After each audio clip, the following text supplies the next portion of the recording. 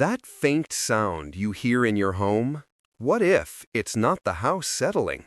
What if it's someone living just inches above your head? On an autumn night in 1941, Denver resident Philip Peters stood alone in his quiet kitchen. As his radio murmured, he was completely unaware that the man who would end his life was listening to the same broadcast from inside the ceiling. His name was Theodore Coneys, a frail drifter who had discovered a tiny, forgotten crawlspace.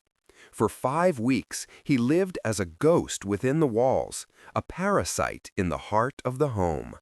He learned the family's rhythms, the clink of silverware, the cadence of footsteps, the pause in conversation that signaled sleep. He moved only in darkness, his bare feet silent on the plaster, surviving on stolen scraps of food. To the world below, an open refrigerator door or a misplaced item was a simple lapse in memory. To Coneys, it was a lifeline. He was the chill in the air, the whisper of a draft you can't quite trace.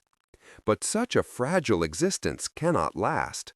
One evening, the familiar routine was broken.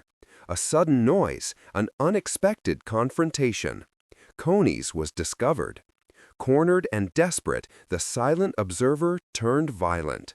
In an instant, the phantom in the walls became a killer in the kitchen. Months later, after the home had been sold, the new occupants felt it too. The house didn't just creak, it seemed to breathe. Investigating detectives stood in a silent hallway, sensing a presence. Then, a faint scrape from above.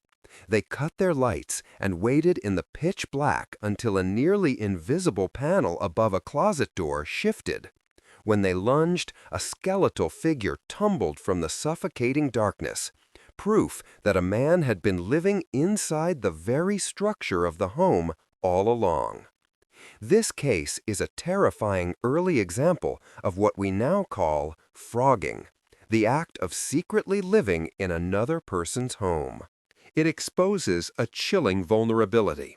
The most dangerous threats don't always break down the door. Sometimes they're already inside, exploiting the empty spaces we never think to check.